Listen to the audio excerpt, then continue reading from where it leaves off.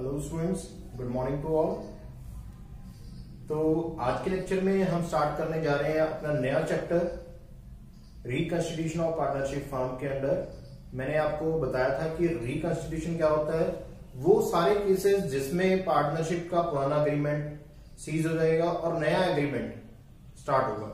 Cases मैंने आपको बताए थे, change in profit sharing ratio, admission of a partner या रिटायरमेंट और डेथ ऑफ पार्टनर, अमलगामेशन वगैरह। अमलगामेशन आपके सिलेबस में नहीं था। Change in profit sharing ratio हम ऑलरेडी कर चुके हैं, एडमिशन ऑलरेडी कर चुके हैं। तो आज हम नया चैप्टर स्टार्ट करने वाले हैं, दैट इज रिटायरमेंट और डेथ ऑफ अ पार्टनर। तो देखिए, कभी भी अगर पार्टनरशिप है तो उस पार्टनरशिप में कोई भी पार्टनर अपनी मर्जी से एक प्रॉपर नोटिस देने के बाद वो फर्म को लीव कर सकता है। वो चाहे अपनी फर्म को छोड़ के जा सकता है, उसे बोला जाता है रिटायरमेंट। कि जब वो अपनी मर्जी से या अपना टाइम पीरियड पूरा होने पे एक प्रॉपर नोटिस देने के बाद वो फर्म को छोड़ के जा रहा है, that case is known as retirement of a partner. कि पार्टनर रिटायर होना चाहता है बिजनेस में। अब जो भी बिजनेस उन्होंने स्टार्ट किया था, इमेजिनरी फिगर से देखिए, एक ए, बी और सी की फर्म थी जो कि 3-2-1 में प्रॉफिट शेयर कर रहे थे। इनमें से कोई पार्टनर जाना चाहता है, suppose she wants to retire. अब इन तीनों ने मिलके जब अपना बिजनेस चलाया है तो उस बिजनेस के जरिए इन्होंने बहुत सारे असेट्स भी अर्न किए हैं, लाइबिलिटीज भी इन्होंने इंकर की होंगी, कोई प्रॉफिट्स रिजर्व में भी पैसा रखा होगा, गुडविल भी कमाई है। तो जो पार्टनर रिटायर हो रहा है वो अपने हिस्से के जितना उनका शेयर बन रहा है उसके एक प्रोपोर्शनेट वो पैसे मांगेगा। किनसे? एग्जिस्टिंग पार्टनर से। देखिए वो क्या क्या ट्रीटमेंट है, जैसे मैंने चेंज इन रेशियो में करवाया, एडमिशन में करवाया, रिटायरमेंट में भी, क्योंकि ये पार्टनर जा रहा है, इसका शेयर हमें कैलकुलेट करना पड़ेगा कि कितने रुपए बनते हैं इसको देने के लिए। वो होती है कुछ एडजस्टमेंट। मैंने पिछले चैप्टर्स में भी आपको बताई थी, इस चैप्टर्स में भी कुछ एडजस्टमेंट्स रहेंगी। वो एडजस्टमेंट कौन कौन सी होंगी उसी के थ्रू हम अपने टॉपिक्स डिसाइड करेंगे। फर्स्ट एडजस्टमेंट है, देखिए, जैसे एडमिशन के टाइम पे पुराने पार्टनर क्या करते थे, सैक्रिफाइस करते थे नए के लिए। तो हमें उस केस में क्या फाइंड आउट करना पड़ता था, सैक्रिफाइसिंग या न्यू रेशो। इस केस में क्या होगा, एक पार्टनर जा रहा है अपना शेयर छोड़ के, तो पुराने क्या करेंगे, उस शेयर को ग्रैब करेंगे, जिसे बोला जाता है gain. So your first adjustment will be of calculate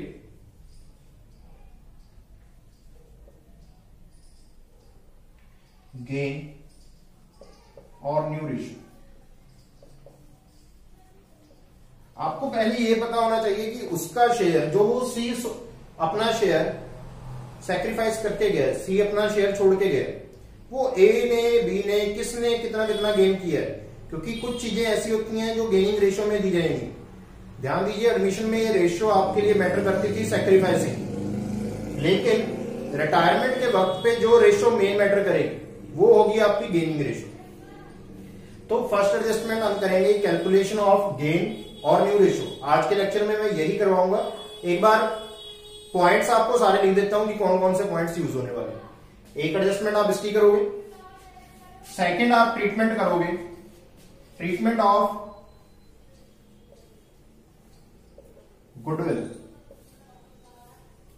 adjustment वही जो पुराने चैप्टर्स में करते आ रहे हैं वही रहेंगी। सेकंड ट्रीटमेंट आपको गुडविल की करना पड़ेगा ट्रीटमेंट। थर्ड आप करोगे revaluation of assets and liabilities. ये सेम रहेगा जैसे आपने पिछले 2 चैप्टर्स में किए।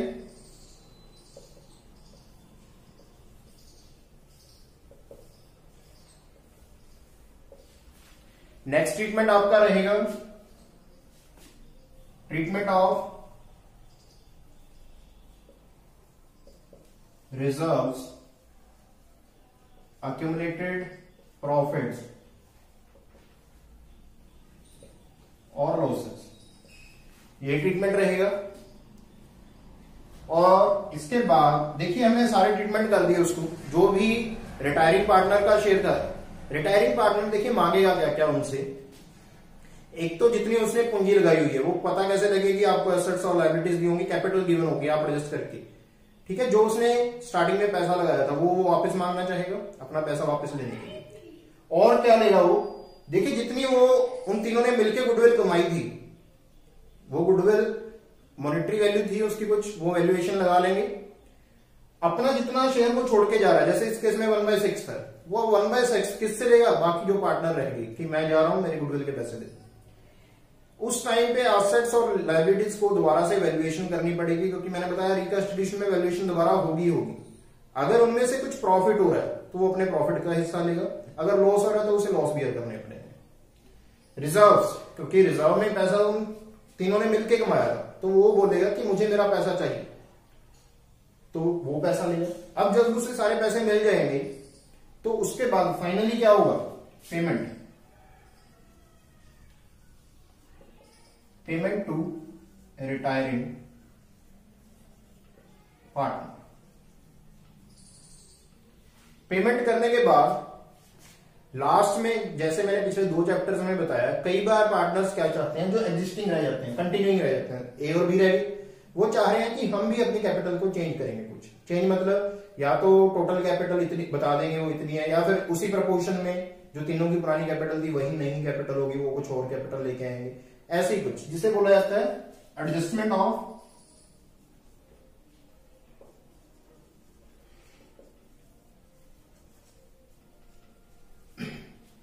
कैपिटल्स। ये सारे ट्रीटमेंट है जो डिटेल में हम इस चैप्टर के अंदर करेंगे।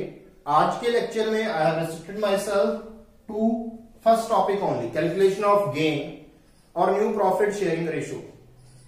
ध्यान से देखेंगे कि एक पार्टनर रिटायर हो रहा है, सी रिटायर हो रहा है, उसका जो शेयर है, क्योंकि देखिए 1/6 शेयर था, 16-17% के अप्रोक्स वो फॉर्म में कुछ ना कुछ प्रॉफिट ले रहा था। अब वो जा रहा है, वो 16% अपने प्रॉफिट छोड़ेगा। वो कौन गेन कर रहा है, ए गेन कर रहा है, बी गेन कर रहा है, कितना गेन कर रहा है, वो कैसे पता लगेगा, वो केसेस मैं बता रहा हूं आपको, कौन कौन से केसेस हैं और कैसे कैसे आप करोगे। केस नंबर 1 क्या है, आपको न्यू रेशियो फाइंड आउट कैसे करनी है। पहले न्यू रेशियो के बारे में बातचीत कर रहे हैं हम कि न्यू रेशियो कैसे फाइंड आउट होगी, calculation of new ratio. Case number 1 में यही ले लेता हूं, आपको suppose A B C simply ratio given है और कुछ नहीं गिवन, ये दे रखा है कि सी रिटायर हो गया, कोई न्यू रेशियो नहीं, कोई गेनिंग रेशियो नहीं। जब हमें इस तरह से इंफॉर्मेशन दी जाती है तो हम ये अज्यूम करके चलते हैं कि जो पार्टनर रिटायर हो रहा है उसका शेयर पुराने पार्टनर्स जो कंटिन्यूइंग पार्टनर है वो किस रेशियो में गेन कर रहे हैं, जो उनकी रेशियो थी। जैसे सी का शेयर गेन कर रहे हैं कौन, ए और बी, किस रेशियो में, 3:2 में।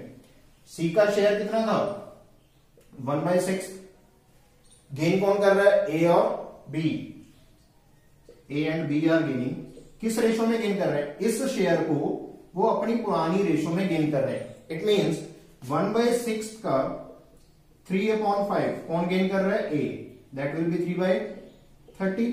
सिमिलरली बी का गेन कितना आ गया, 1/6 का 2/5, 2/30। ये गेन आए, ध्यान दीजिए ये क्या आया, gain of A and gain of B. अगर आपको 3 मार्क्स में क्वेश्चन आता है उस तरीके से करवा रहा हूं, शॉर्टकट भी बताऊंगा मैं। पहले क्या दिया मैंने, गेन निकाल लिया। हम क्या अज्यूम करेंगे, क्योंकि अगर कुछ भी इंफॉर्मेशन नहीं दी हुई है तो ओल्ड पार्टनर्स ओल्ड रेशियो में ही गेन कर रहे हैं, जो उनकी अकेली इंडिविजुअल रेशियो 3:2 में सी का शेयर गेन किया जा रहा है। सी के पास टोटल 1/6 शेयर था, उसका 3/5 ए ने गेन किया, 2/5 बी ने गेन किया। अब नया शेयर निकालना है हमें। देखिए मेरे पास पहले 5 रुपए थे, 2 रुपए मैंने और गेन कर लिए, तो टोटल कितने हो गए, 7। इससे फॉर्मूला बनाते हैं, ओल्ड मेरे पास 5 थे, गेन मैंने ऐड किया, न्यू शेयर आ गया। तो यहां पे न्यू शेयर ऑफ ए वो कैसे आएगा, new share is equal to, A की बात करें और बी की, वो निकलेंगे कैसे, ओल्ड शेयर प्लस गेन। अब न्यू शेयर ए का देखिए, ए का ओल्ड शेयर क्या था, 3/6, गेन कितना किया उसने, 3/30। सिमिलरली बी का ओल्ड शेयर था 2/6, गेन कितना किया उसने, 2/30। सी हमारा चला ही गया, सी रहा है डिफरेंस। तो इसको मैं सॉल्व कर लेता हूं। एलसीएम मेरे पास 30 आ जाएगा, this will be 15 plus 3, similarly here 30, 5, 10 plus 2, that will be 12 by 30 and that will be 18 by 30. So new ratio will be 18:12. अगर हम इसको सिंप्लीफाई करें 6 3 18, 6 2 12. So the new ratio will be A and B की new ratio क्या रहेगी? New ratio of A and B is 3:2. यही क्या है इसकी गेनिंग रेशियो, यही क्या है इसकी गेनिंग रेशियो है। ये था जब आपको सॉल्व करना पड़ जाए, 3 मार्क्स में क्वेश्चन आ जाता है। सिंपल आपको एबीसी की रेशियो दी है और सी रिटायर हो रहा है। अगर 1 मार्क में यही क्वेश्चन पूछते हैं तो आपको कुछ नहीं करना। देखिए सिंपल ट्रिक, एबीसी में से सी रिटायर हो रहा है, ये रिटायर हो गया, आपके पास रेशियो क्या बची? New ratio 3:2। जो रेशियो बच जाती है वो आपकी न्यू रेशियो होगी और वही गेनिंग होगी। ठीक है, अगर 1 मार्क में क्वेश्चन आता है। अगर सॉल्व करके दिखाना है तो ये मेथड। अगर इसी केस में बोलने हो कि सी की बजाय बी रिटायर हो रहा है, अब सी की बजाय बी रिटायर हो रहा है, सो the new ratio will B, देखिए न्यू रेशियो क्या रहेगी? बी गया, न्यू रेशियो विल बी 3:1। ए और सी की न्यू रेशियो रहेगी 3:1, गेनिंग भी यही रहेगी। अगर ए रिटायर हो रहा है तो बी और सी की न्यू रेशियो क्या रहेगी? 2:1। तो ये था हमारा फर्स्ट केस जिसमें आपको कुछ भी इंफॉर्मेशन नहीं दी, जस्ट ओल्ड रेशियो दी है और ये दिया है कि कौन सा पार्टनर रिटायर हो रहा है। कई बार इसी केस में, अगर इसको केस नंबर मैं 2 बना लो इसी का, आपको रेशियो की बजाय, यहां पे रेशियो गिवन है, आपको इंडिविजुअल शेयर गिवन हो सकते हैं जो कि आपको कंफ्यूज करने के लिए गिवन हो सकते हैं। जैसे ए का शेयर है 1/2, बी का शेयर है 1/3, सी का शेयर है 1/6, ये शेयर गिवन है इंडिविजुअली। अब आपको बोल दें कि ए रिटायर हो गया, बी और सी की क्या रेशियो बची, तो आप क्या कीजिए, ऐसे क्वेश्चन में पहले इसको रेशियो में कन्वर्ट कर लीजिए। रेशियो में कन्वर्ट कैसे करना है? हमने इनका एलसीएम ले लेना है। देखिए 1/2, 1/3, 1/6 है, अगर 3, 2 और 6 का एलसीएम लें तो हमारे पास आ जाएगा 6। यहां पे 3, 2, 1, सो न्यू रेशियो 3:1 बन गई। जो मैंने शेयर को अभी रेशियो में कन्वर्ट किया, उसके बाद क्वेश्चन इसी फॉर्म में दोबारा आ गया, उसको आप सॉल्व कर सकते हो। ये था हमारा केस नंबर 1 और केस नंबर 2, जिसमें सिंपली आपको पुराने पार्टनर के शेयर या रेशियो गिवन है और उनमें ये दे दिया कि ये बंदा रिटायर हो रहा है, तो आपने न्यू रेशियो फाइंड आउट करनी है। नेक्स्ट केस है हमारा, कई बार आपको क्वेश्चन में दिया होगा कि एक पार्टनर रिटायर हो रहा है और उसका शेयर रिमेनिंग पार्टनर या कंटिन्यूइंग पार्टनर इस रेशियो में ले रहे हैं। जैसे एक एग्जांपल बनाई है मैंने, ए, बी और सी 5:4:3 में थे, 5:4:3 में ए, बी और सी प्रॉफिट शेयर कर रहे थे। इनमें से एक रिटायर हो जाता है, बी रिटायर हो गया, सपोज बी रिटायर्स। आपको आगे क्या इंफॉर्मेशन गिवन होगी? His share was acquired by A and C, उसका शेयर ए और सी ने ले लिया। वो आपको गिवन होगा कि इक्वली, या तो गिवन हो सकता है इक्वली। इक्वली मींस, इक्वली का मतलब होता है 1:1 में ले लिया। इक्वली भी एक रेशियो गिवन है आपको, ठीक है, 1:1 में। इट मींस कि ये कौन सी रेशियो है? उसका शेयर, जो रिटायरिंग पार्टनर है उसका शेयर अक्वायर कर रहे हैं कंटिन्यूइंग पार्टनर, किस रेशियो में? इस रेशियो में। इट मींस ये आपको गेनिंग रेशियो गिवन है, ये गेन नहीं है, गेनिंग रेशियो गिवन है। ये रेशियो आपको ऐसे भी बोल सकते हैं कि 3:2 में लिए या 2:3 में लिए, कुछ भी रेशियो दे सकते हैं कि एक पार्टनर रिटायर हो गया और उसका शेयर कंटिन्यूइंग पार्टनर इस रेशियो में गेन कर रहे हैं। तो इस केस में आपको न्यू रेशियो फाइंड आउट करनी है, वही पुराने वाला मेथड है। पहले आपको कैलकुलेट करना पड़ेगा गेन, ये गेनिंग रेशियो है, गेन कैलकुलेट करना पड़ेगा। कैसे? देखिए बी रिटायर हो रहा है 4/, मैं केस इसको समझा रहा हूं पहले आपको। बी का शेयर था देखिए 4/12, बीस शेयर वॉज 4/12। अब हम केस नंबर 1 से गेनिंग देखते हैं, जब उन्होंने, उनकी गेनिंग रेशियो क्या है? इक्वल गिवन है। तो इस केस में ए का गेन कितना है? A is gain, that will be 4/12 into 1/2। ये हमारे पास ए का गेन आ गया। सिमिलरली सी का गेन, क्योंकि बी तो रिटायर हो रहा है, उसका शेयर किसने एक्वायर किया है, ए और सी ने।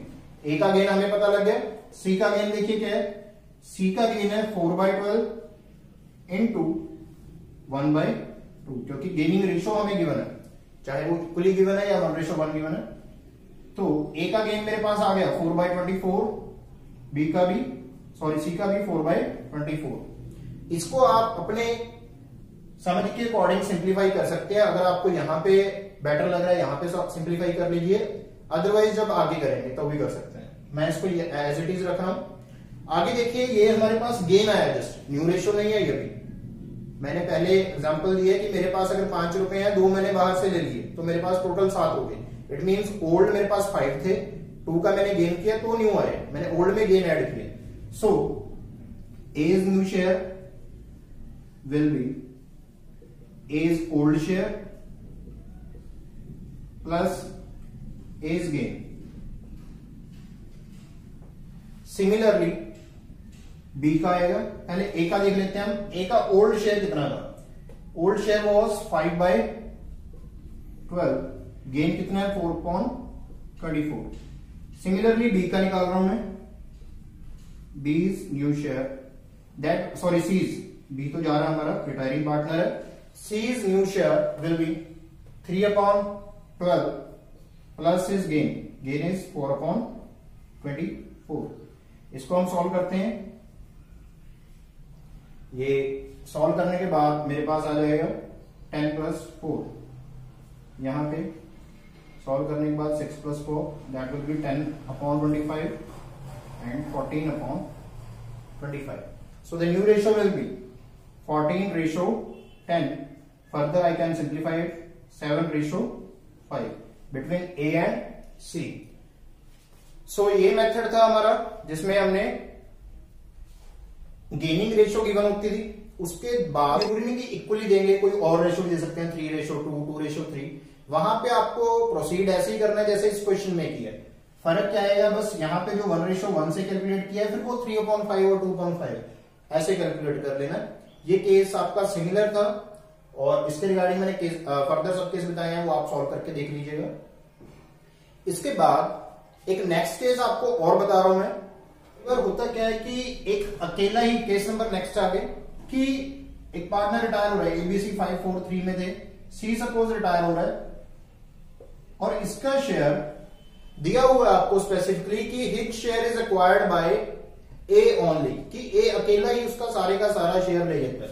तो इस केस में सी का शेयर क्या था 3/12, तो गेन किसने किया, ए ने। तो ए का न्यू शेयर क्या रहेगा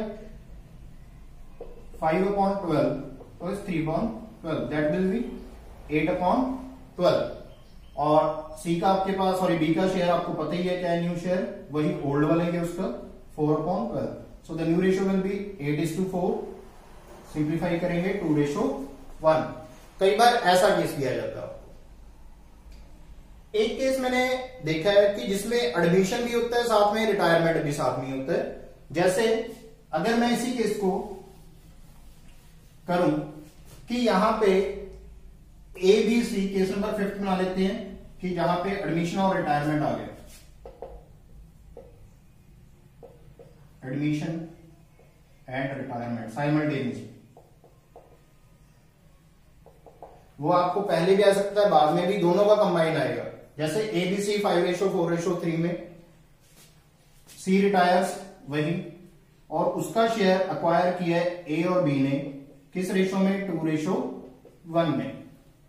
अब ये रेशो गिवन है कि इस रेशो में गेन किया किसने, ए और बी ने। पहले हम कैलकुलेट करेंगे ए का गेन कितना है और बी गेन, क्योंकि गेनिंग रेशो गिवन है यहां पे। गेन कैसे निकालते हैं, जो सी का शेयर था 3/12 इंटू 2/3, बी का गेन 3/12 इंटू 1/3। मैंने बताया था कि आप जहां आपको कन्वीनियंट लगे वहां पे आप सिंप्लीफाई कर सकते हो। यहां पे सिंपली मैं कर रहा हूं इसको, दैट विल बी 2/12 1/12। अब न्यू शेयर क्या रहेंगे, ए का न्यू शेयर रहेगा उसका ओल्ड प्लस गेन। ओल्ड था उसका 5/12, गेन किया उसने 2/12। सिमिलरली बी का ओल्ड था 4/12, गेन की है 1/12। So new ratio will B 7/12, 5/12। ये आपकी एक बार न्यू रेशियो आ गई 7/5। लेकिन इस क्वेश्चन में आपको, ये मैंने आधा क्वेश्चन लिखा है, और क्या दिया हुआ था कि at that time D was admitted for 1/4 share of profits which he acquired from A and B in 3:2। देखिए यहां पे आपके पास आ चुका है सारा कुछ। अब एडमिशन का केस, ये आधा क्वेश्चन मैंने सॉल्व कर दिया, आप आधा बाद में देख रहे हो क्वेश्चन कि डी को एडमिट किया 1/4 शेयर के लिए। पहले रिटायरमेंट का केस था, रिटायरमेंट का आपने सोल्यूशन कर दिया। अब डी को एडमिट किया 1/4 शेयर के लिए, वो कैसे ले रहा है, इस रेशो में ले रहा है। ये कौन सी रेशो है, सैक्रिफाइसिंग रेशो है, किसकी, ए और बी की। तो ऐसे ही ये अब उनकी जो न्यू रेशो बनी थी ये ओल्ड रेशो बन गई इस केस में, ए और बी का। अब मैं सैक्रिफाइस कैलकुलेट कर लेता हूं। ए सैक्रिफाइस वो कितना, देखिए जो नए पार्टनर के लिए लेकर आ रहे हैं डी के लिए 1/4 शेयर है टोटल, उसका 3/5। सिमिलरली बी का सैक्रिफाइस 1/4 का 2/5। मैं कैलकुलेट करता हूं, ये आ गया मेरे पास 3/20, दिस इज 2/20, 3/20, 2/20। तो ये मेरे पास सैक्रिफाइस आ चुके हैं। आप देखिए मैंने लास्ट चैप्टर में बताया था कि अगर किसी के पास इनिशियल में 10 रुपए है और उसने 4 सैक्रिफाइस कर दिए तो रिमेनिंग कितने रहे, 6। It means old minus sacrifice is equal to new share. तो यहां पे हमें न्यू शेयर फाइंड आउट करने हैं। ए का न्यू शेयर आएगा, उसका ओल्ड शेयर बिफोर एडमिशन वो ये था 7/12 माइनस 3/20। सिमिलरली बी का 5/12 माइनस 2/20। इसको मैं सॉल्व कर लेता हूं। मेरे पास एलसीएम आ रहा है 1, 2, 0, सॉरी 60 आ रहा है एलसीएम, 60 से भी सॉल्व हो जाएगा। एलसीएम आ जाएगा 60, मैं सॉल्व करूंगा, ये आएगा मेरे पास 35 माइनस 9। ऐसे ही यहां पे 60, 25 minus 6, so that will B 26/60, 19/60। ये मेरे पास ए और बी के न्यू शेयर आ गए। सी का शेयर मुझे पहले ही पता था, डी का सॉरी, वो कितना था 1/4। क्योंकि इनके डिनोमिनेटर 60 है तो मुझे डी का भी डिनोमिनेटर 60 बनाना पड़ेगा। मैं 15 से मल्टीप्लाई कर देता हूं दोनों को, 15/60। सो the new ratio will B 26:19:15। 26:19:15। ये था आपको केस जिसमें आपको एडमिशन भी हो सकता है, रिटायरमेंट भी हो सकता है। वो कॉम्प्लेक्सिटी बढ़ाने के लिए आपको 3 मार्क्स में क्वेश्चन दे सकते हैं, ऐसा भी। अब हम नेक्स्ट टॉपिक की तरफ मूव करते हैं, जो इस कई बार आपको पूछ सकते हैं गेनिंग रेशियो कैलकुलेट कीजिए। They may ask you to find out gaining ratio.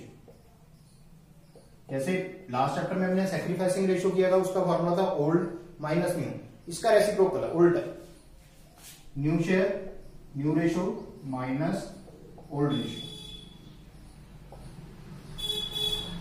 कई बार बच्चों को वन लाइनर क्वेश्चन आ जाता है, what do you mean by gaining ratio या what do you mean by sacrificing ratio. तो वहां पे ये लिख देते हैं फॉर्मूला नहीं पूछा हुआ, वहां पे मीनिंग पूछा हुआ। It is that ratio in which old partner gain, या सैक्रिफाइसिंग के लिए old partner sacrifice in favour of new partner. यहां पर कि old partner gains from the retiring partner, ये वो रेशियो। डिफरेंस पूछ लेते हैं ओल्ड और सॉरी सैक्रिफाइसिंग और गेनिंग में। एक डिफरेंस आप मीनिंग का लिख सकते हो जो मैंने अभी बताया, एक फॉर्मूला का हो गया न्यू माइनस ओल्ड है और वहां पे ओल्ड माइनस न्यू है। यूजेस कहां होती है, उसकी यूज होगी सैक्रिफाइसिंग की एडमिशन में, गेनिंग की यहां पे। वो यूज होता है गुडविल को, जो सैक्रिफाइसिंग इनकमिंग पार्टनर होता है उससे सैक्रिफाइसिंग रेशियो में गुडविल का शेयर लिया जाता है। यहां पे जो रिटायरिंग पार्टनर होगा उसको गेनिंग रेशियो में पुराने पार्टनर गुडविल का हिस्सा देंगे। ये इसलिए यूज होती है। 4 डिफरेंस हो गए। अब कुछ प्रैक्टिकल बताता हूं गेनिंग के रेशियो निकालने के बारे में। पहला तो यही कि ए बी और सी है 3:1 है, आपको दे दिया सी रिटायर हो गया, तो इस केस में गेनिंग रेशो क्या रहेगी, यही 3:2, और कोई इंफॉर्मेशन नहीं है।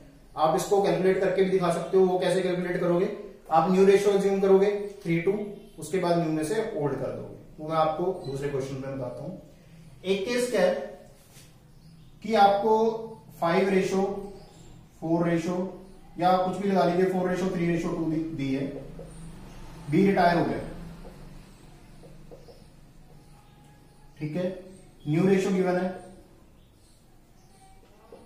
सपोज 5:4, कुछ भी हो सकती है रेशो, ठीक है। एक पार्टनर रिटायर दे दे, न्यू रेशो कुछ भी दे दे। तो अब आपको निकालनी है गेन। गेनिंग का मैंने फॉर्मूला बताया, बी तो रिटायर ही हो गया, एक ए का गेन आएगा, एक सी का गेन आएगा, क्योंकि गेनिंग रेशो पूछी है तो हम गेनिंग रेशो निकालेंगे। न्यू रेशो ऑलरेडी गिवन होगी वहां। ए का न्यू शेयर है 5/9, ओल्ड शेयर था इसका 4/9। सिमिलरली सी का 4/9 माइनस 2/9। इट मीन कि 1/9 and 2/9 their respective gaining share, so ratio will be 1:2। कई बार बच्चे इसको रेशो को लिख देते हैं 2:1, वो गलत हो जाएगा क्वेश्चन। आपने ऑर्डर के अकॉर्डिंग लिखनी है, ए और सी की रेशो है 1:2, ठीक है। तो ये आपकी गेनिंग रेशो है। कुछ एक और ट्रीटमेंट, कई बार ट्विस्टेड कर देते हैं क्वेश्चन को, क्वेश्चन सेम ही रहता है लेकिन वो जानबूझ के घुमा देते हैं क्वेश्चन को। जैसे कि इसी क्वेश्चन में एबीसी गेनिंग रेशो मैंने आपको निकालनी सिखा दी। एक एबीसी 4:3:2 में प्रॉफिट शेयर कर रहे थे। न्यू रेशो गिवन है कि बी रिटायर हो गया, B same as existing between A and B. देखिए क्या बोला हुआ उन्होंने कि ए बी सी 4:3:2 में थे, B retires and the new ratio between A and C will be same as existing between A and B. तो ए एंड बी में कितनी है इस टाइम पे रेशो, 4:3, मतलब ये ए और सी की न्यू रेशो होगी। अब आपको न्यू रेशो ऑलरेडी गिवन है, बट उन्होंने लैंग्वेज उसकी टिपिकल कर दी कि ये रेशो वही रहेगी जो ए और बी के बीच में पुरानी रेशो थी, दैट इज 4:3। अब आपको न्यू रेशो पता है, ओल्ड रेशो पता है, आप इससे क्वेश्चन सॉल्व कर सकते हो, ठीक है जी। एक लास्ट केस मैं आपको बता रहा हूं कि कई बार पार्टनर के बारे में दिया होता है कि वो इतना शेयर्स को दे रहा है, जैसे रेशो है सपोज ए बी सी में 3:4:1, ये रेशो गिवन है आपको, और ये गिवन है कि ए रिटायर हो जाता है। इस केस में ए रिटायर्स, क्वेश्चन में इंफॉर्मेशन क्या होगी कि ए surrenders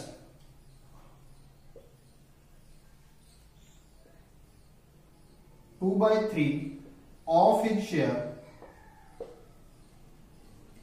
in favor of B and remaining to C।